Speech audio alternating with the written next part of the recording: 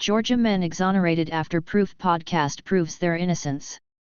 Proof podcast hosts Jacinda Davis and Susan Simpson share why they took on the case of two imprisoned Georgia men convicted of a conspiracy to murder their friend and how they proved their innocence. A Washington woman who died with her husband when a stalker from Texas broke into their home and opened fire told a judge days earlier she'd just had spinal surgery and was struggling with limited mobility as her harasser ignored requests to leave her alone. "I have had major back surgery and my mobility has been affected, and I need care 24/7, Zara Sadeghi, 33, wrote in an application for an order of protection. "This makes me fear about my ability to respond to a crisis." Ramin Kadakar Ramrizi, a 38-year-old trucker who previously lived in Houston, listened to Sadeghi's broadcasts and initially became a friend, according to court documents. But he soon began calling her repeatedly, sending flowers and other gifts, and showing up at her home uninvited. "Mr. Kadakar Ramrizi's voice messages have been the cause of anxiety and insomnia for me," Sadeghi wrote to the court.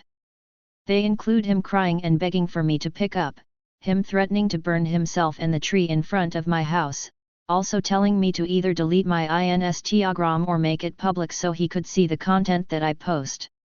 Texas man allegedly stalks, kills podcaster and husband in Washington home invasion shooting.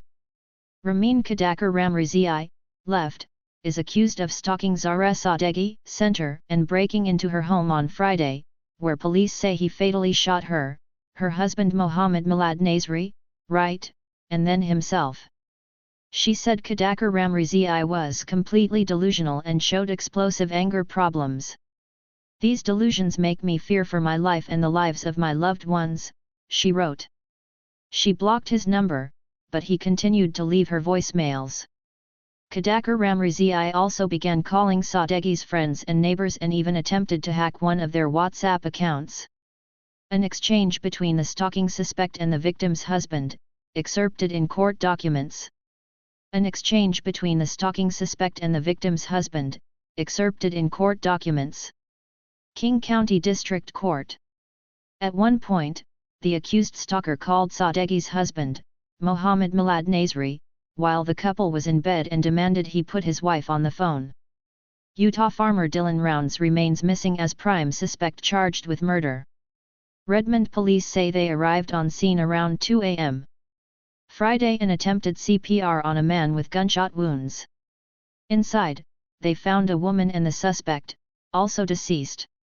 "The fact that you have the nerve to call me and ask the phone to my wife so that you can tell her you love her is incredible," Nasri told the stalker in January. "That you expect me to actually do it makes me incredulous. I don't know in what culture, where in the world that would be considered okay." Days before the murders, Kadakar Ramrizi left Sadeghi vulgar, angry, and threatening voicemails between 1 and 2 a.m.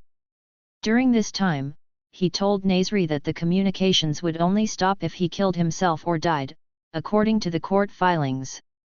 Kadakar Ramrizi was charged with stalking and harassment just a week before police say he broke into the couple's $1.3 million home in Redmond, 15 miles east of Seattle, and killed them and then himself Friday morning, court records show.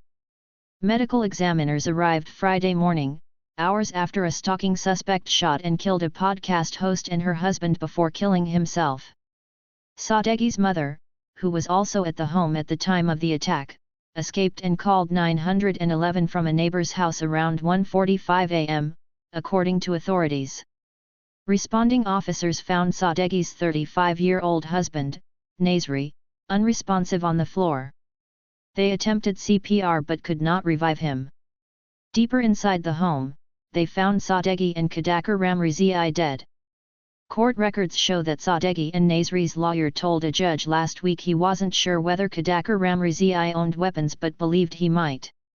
The court granted a temporary order of protection and an order for Kadakar Ramrizi to surrender his weapons. Redmond police say detectives were already familiar with the victim due to the ongoing stalking investigation. Texas court records show Kadakar Ramrizi leaves behind a 7-year-old daughter, who is living with his ex-wife.